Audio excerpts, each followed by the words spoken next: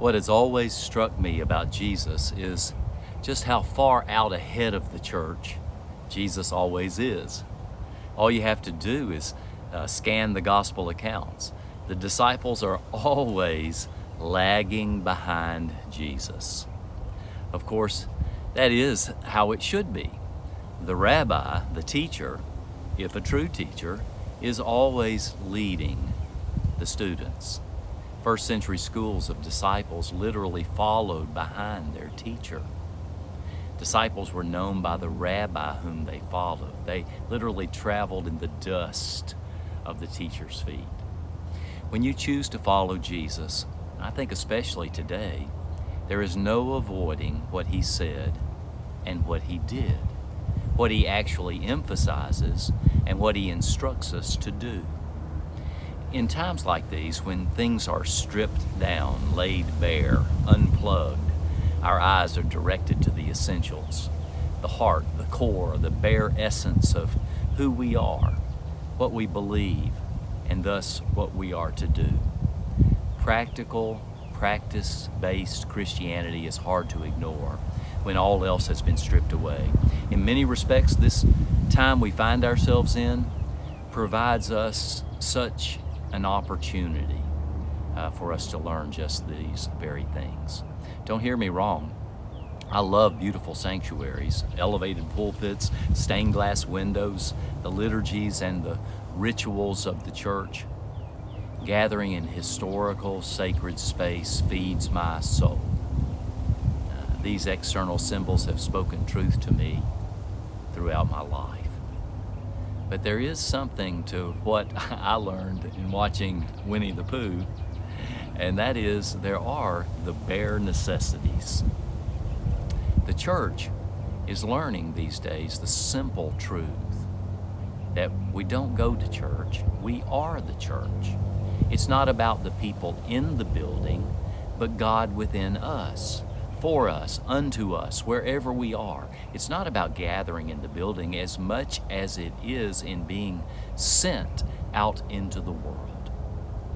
Quaker pastor Philip Gulley superbly summarizes, I think, how today's church must rebuild its view of Christianity from the bottom up in a book that he wrote, If the Church Were Christian, Rediscovering the Values of Jesus. In it, he offers us a list of thought-provoking descriptions of what he believes must emerge in Christianity today if we're not to just simply worship Jesus or go to church, but to really follow him as well. Taken seriously, they're quite jarring, and many others could be added to the list, but here are some that he mentions. 1, Jesus is a model for living more than an object of worship. 2, affirming people's potential is more important than reminding them of their brokenness. 3, the work of reconciliation should be valued over making judgments. Gracious behavior is more important than right belief. Inviting questions is more valuable than supplying answers. 6, encouraging personal growth and transformation is more important than group uniformity. I told you they were jarring.